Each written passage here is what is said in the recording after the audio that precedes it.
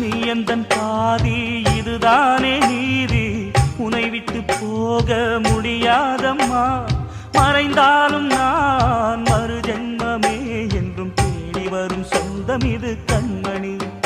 அதை தள்ளிவிட நியாயம் என்ன கண்மணி. இது நீ இருக்கும், இது நீ இருக்கும் நெஞ்சமடி கண்மணி. இன்று யாரடிச்சு விம்முதடி கண்மணி.